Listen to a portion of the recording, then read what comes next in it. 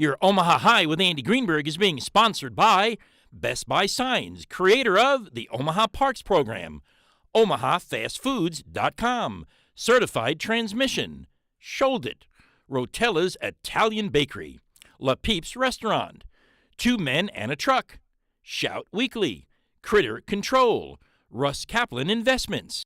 Welcome to Your Omaha High with Andy Greenberg, the show that will leave you feeling great about yourself, Omaha's heroes, and Omaha, where we live, work, and play. So park yourself on the bench and have fun. Hi, and welcome to this week's edition of Your Omaha High with Andy Greenberg, the show that you return to each and every week for that good feeling. Good feeling about what? Good feeling about Omaha, good feeling about yourself, and good feeling about a wonderful nonprofit organization that gives back to Omaha. And I got to tell you something, today we have got a magnificent show. Now you might think you have heard me say that each and every show, but just sit back and wait, because you are going to be introduced to an extraordinary Omaha citizen who's done marvelous things, I mean great things for the Omaha community. But was he always this way? No. You're going to hear a magnificent story from James Parsons. And James, I look forward to chatting with you in just a few moments, because I'm very excited that everybody's going to have an opportunity to share in your story. And what we're going to be talking about are our three motivational vignettes. We're going to start off with two, and then at the end of the show, we're going to have another one. So let's begin. How often have you gone to the grocery store? Now, you know what happens in the grocery store? You have all your groceries to check out.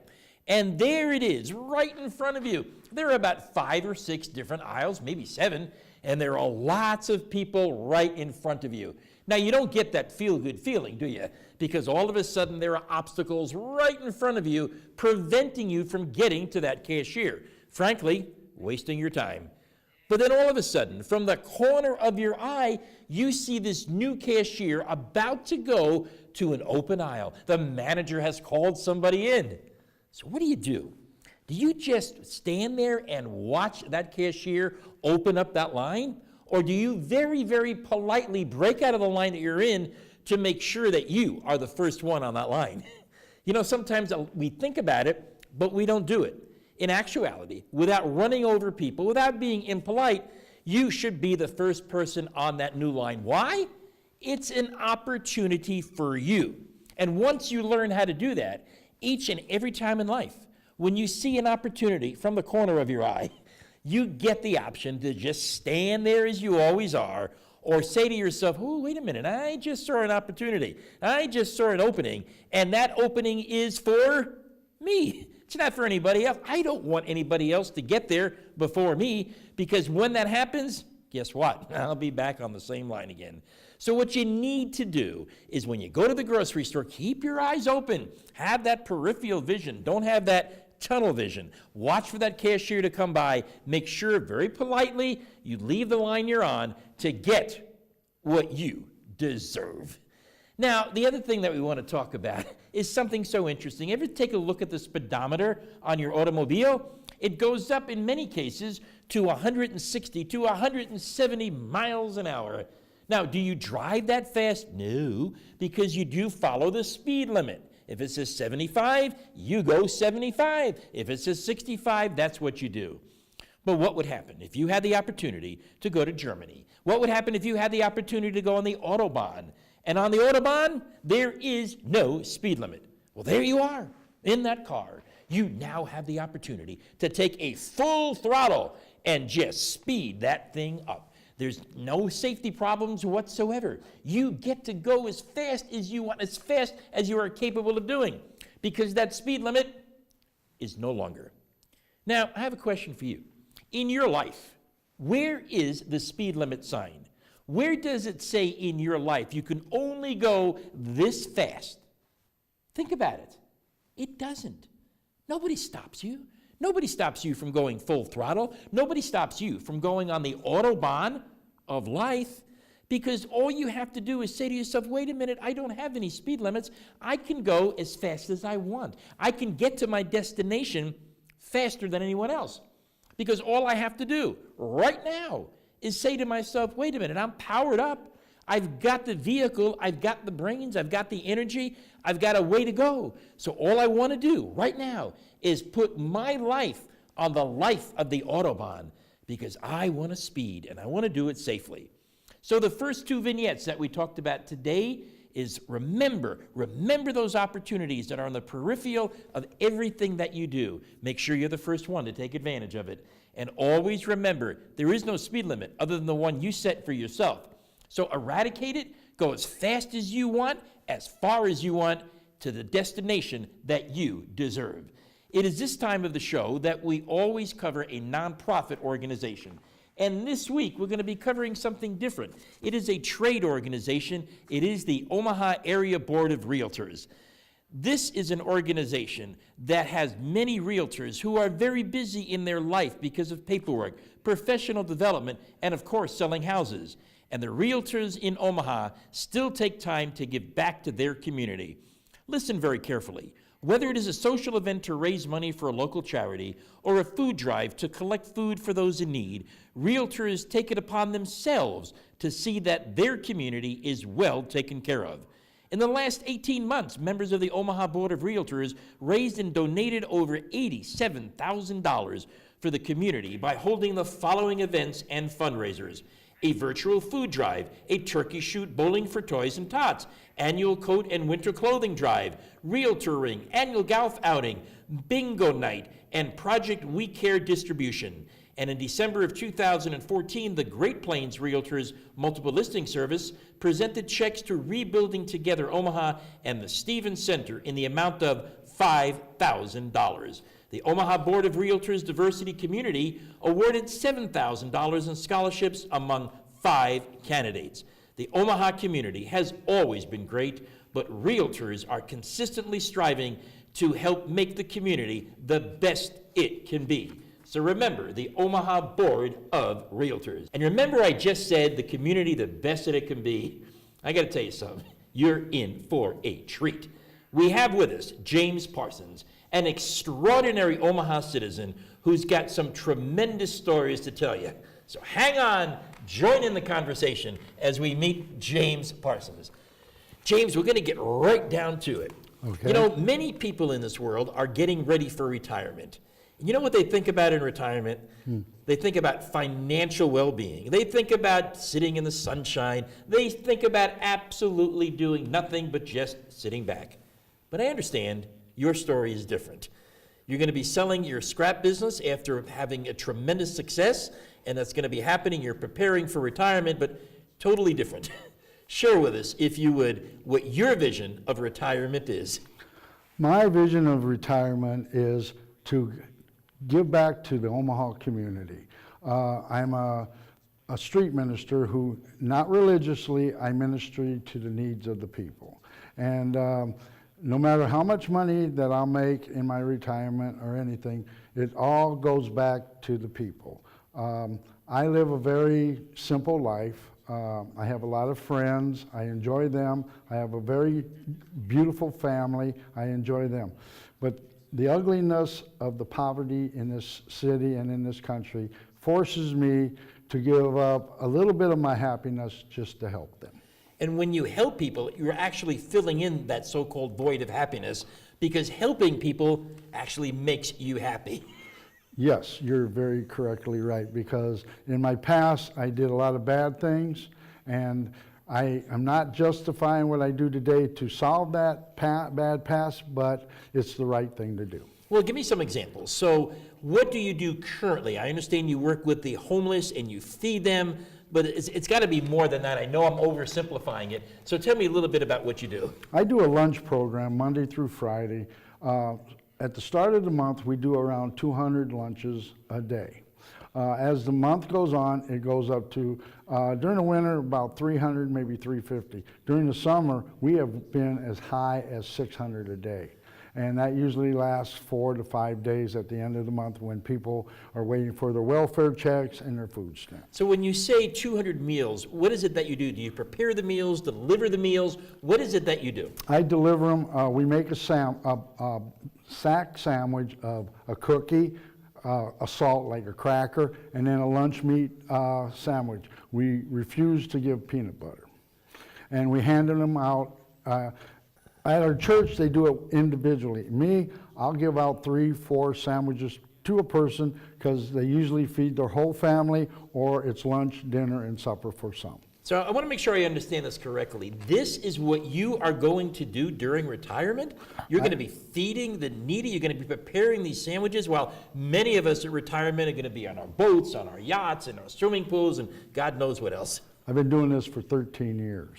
13 years. And that's just the lunch program, that meant part of my ministry. And what else do you do in addition to the lunch program?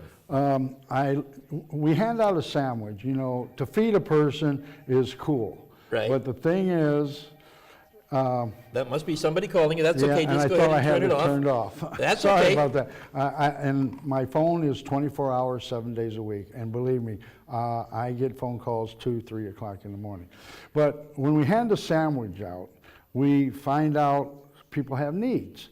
A person, I'll hand a sandwich or 2 or 3, and they'll say, well, my light bill is overdue and they're going to shut me off.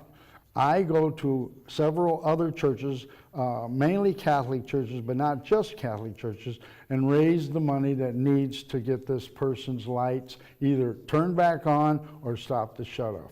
MUD bills, same thing. Rentals. Rentals is a little difficult because people can run up a rental bill $1,500. And what we do, we're not paying the landlord money for rent. We're paying landlords money to keep the person in the house. Many times we did pay the bill and the person still was kicked out. So we no longer pay the landlord, we pay the person to live. Now, James, I have a question. Okay. It's a 3-letter question. Why? Why do you do this? I don't want to check out another TV station, but another TV station, I answered it perfectly. It's the right thing to do. It is the right thing to do. Now, as you hear James' story, what are you thinking? Oh, man, I tell you, I'd never get involved in anything like this because I do a little bit for the community. I do a little bit for my friends. I do a little bit here. But this is the reason why I have James on your Omaha High with Andy Greenberg. Because each and every one of us needs to do something extra, needs to do something more. Not only during retirement, remember he said he's been doing this for 13 years and running a business. That's why he's an Omaha extraordinary citizen. But I want to tell you something. He has really changed an entire community nearly single-handedly. Nothing to do with the food, nothing to do with the hunger. As a matter of fact, years back, you started doing intervention work with the Omaha Gangs in South Omaha. Yes, I did. Tell us about that. Okay, in 1992, 2 priests from the Catholic Church, knowing that I was a gang member as a young person and was not such a good person in my day, but they knew that I knew the streets, and I do know the streets. The thing is, when it happened, all of a sudden there started to be this graffiti it said AM13, and I thought, being a big shot leader of gangs in South Omaha, another gang was moving in. Well, another gang was moving in, but it was a Hispanic gang, and M is for Mexican. 13 is the 13th letter of the alphabet is M. So we found out that, and one got killed. Started all the shootings in South Omaha. There were shootings about every week. There was graffiti. In 5 years, I cleaned up over 300 buildings with graffiti. And everybody says we got to break up the gangs, destroy the gangs. The way we destroyed the gangs wasn't saying, oh, kids, quit the gangs, there's better stuff. We offered them better stuff. We offered them, help them with education, help them with job search. Actually, we had gyms open in summer and winter 2 times a week, and they all enjoyed themselves. At the end of the program, when it started ending, there was a bunch of violence. And the violence ended up killing a lot of killings of young teenagers. After that little segment of about a year and a half, it started mellowing out. We started changing the whole gangs in South Omaha by education, jobs, and youth activities. We started a baseball league in South Omaha. We did activities like I helped play soccer with a lot of the Hispanic children. German people are very famous with their soccer too. In fact, we won the cup. And so this is the way we changed them. It wasn't no miracle. It was hard work, myself, and it wasn't just me. It was other people, people donating money, people volunteering their help to work with the kids. It was just a situation where we confronted it and defeated it. Now, as you listen to everything that James just said, he used a very, very interesting pronoun. He's actually the one that basically single-handedly took responsibility to change people's lives. But how often during the past discussion did he use the word we? Just about everything he said was we. In other words, he got people to collaborate with him. He got the fundraising done. He exhibited leadership capabilities. And by the way, where did he get these leadership capabilities from? If you listen very carefully, he was the leader of the gang. So here we have a story of an individual who was doing tremendous work, just tremendous as you could tell. He is delivering food, he's helped gangs out, but you know what? I'm going to use a word, and I'm going to see in a few moments if James agrees with me, but his life has not always been good. As a matter of fact, his life has been evil. Now, would you agree with that word, evil, James? Yes, I were. When I was young, I did a lot of evil things. I cared about only myself and caused a lot of damage to other people, and I changed. And the reason I changed, it was an accident. I was actually going to do an evil thing. I was going to beat up a man of the cloth. He was closing up his church. And as I went up to him, he said, "Top of the morning." He was an Irish guy. And it stopped me a little bit, and I was also a little high on drugs. And as we walked around the side of the church, I still had this plan to beat him up. But he said things to me that somebody should have told me when I was young. And my father died when I was a young man, so my father didn't have the chance. But once he told me these things, the good things of life, I completely changed my life to the good, and been that way ever since. And each and every one of us, unfortunately, in life, we go through the downtrends. We go through times of desperation. We go through times when we just plain old give up. And then all of a sudden, there is an opportunity. There is a profound moment in life that happens. Now, in this particular case, James was able to recognize that moment. He was able to take advantage of that moment. And we're not going to talk about the spirituality or the person that delivered that message, because quite frankly, anybody, as long as your ear is open, can give you the information that you need, can give you that spark that you need, can actually be the person that changes your life if things are not going well for you. In this particular case, James listened. He was ready for a change. And whether or not you're going through tough times in your life, each and every one of us should always change. Each and every one of us should always progress, because we don't want to be the same people 5 years from now that we are today, because 5 years ago, we weren't the same person we're today. It's always progress. Now, I want to go back a little bit further into your life, and I'm going to use a word, and tell me how this relates to you. Motorcycle. I was a motorcycle, and we had a group of motorcycles, people that were very powerful in the city of Omaha and beyond. And we did a lot of bad things. We didn't care about women. We treated women very bad. We did drugs. We destroyed things. We had no pride. I mean, we had pride. We were conceited, arrogant, and nobody mattered except us. And we were a very violent group. I was actually the most violent of all of them, because I'd done a lot of physically hurting many people. So now, of course, you've made that change. And I'm going to ask you this question. What in your mind is a successful person? A successful person, it's a person that helps everybody. You know, yourself is not important. If you help somebody, they have your back. If you don't help somebody, you always have to have your own back. And one of the things I preach to people is you don't need to be so much religious as being part of a community. If you're part of a community, you have a chance to be successful. Money is not always success.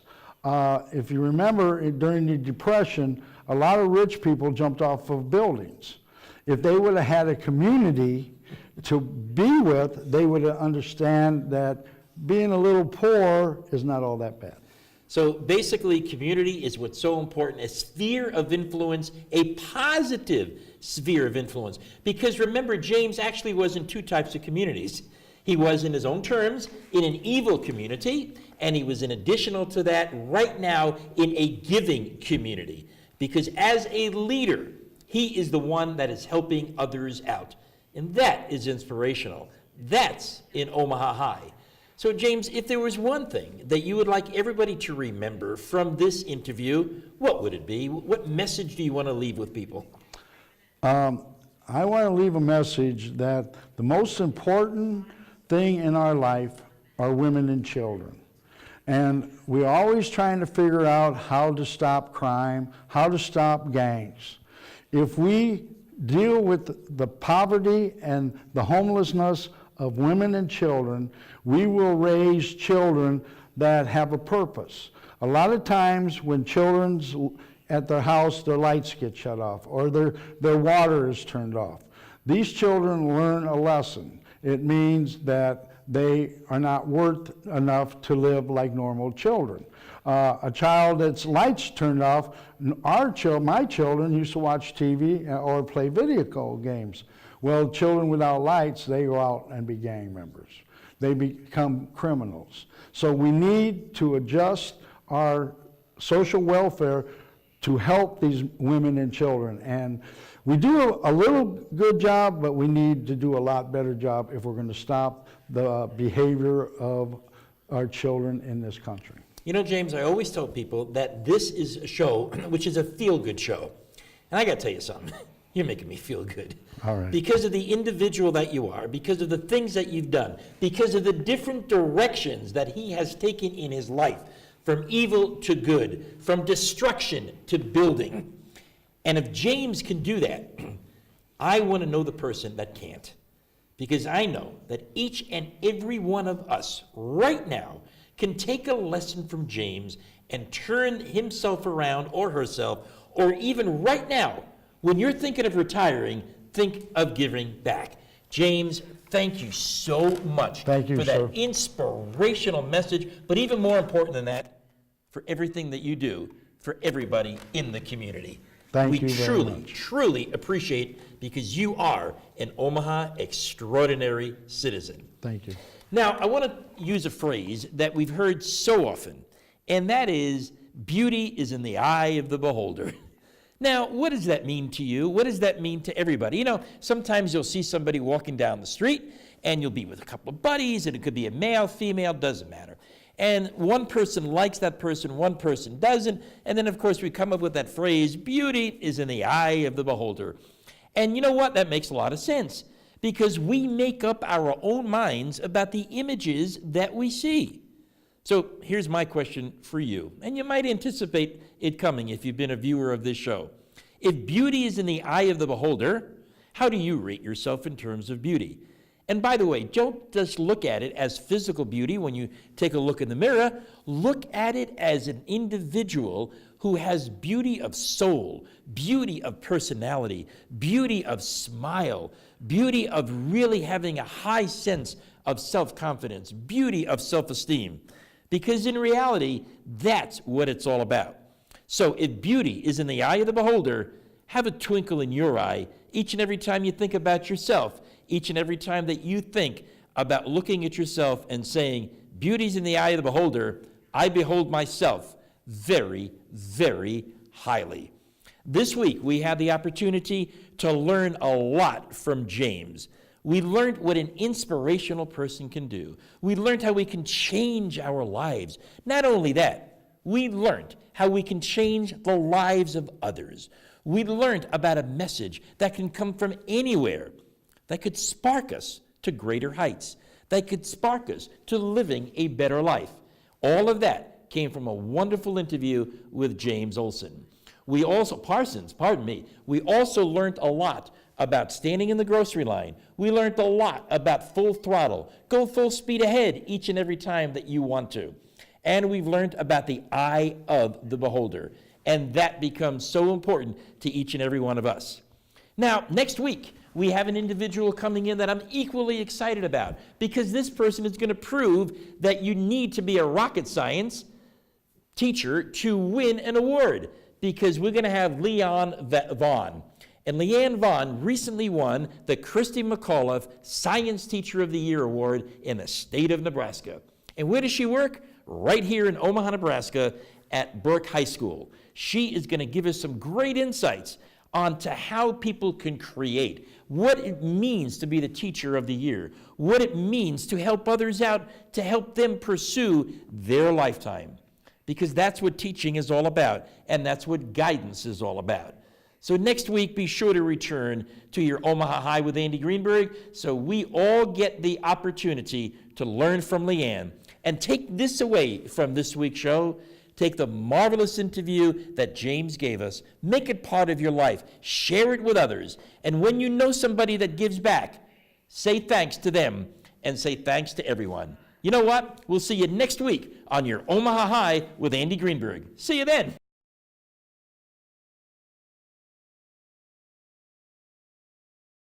Your Omaha High with Andy Greenberg was sponsored by Best Buy Signs, creator of the Omaha Parks Program, OmahaFastFoods.com, Certified Transmission, Shold-It, Rotella's Italian Bakery, La Peeps Restaurant, Two Men and a Truck, Shout Weekly, Critter Control, Russ Kaplan Investments.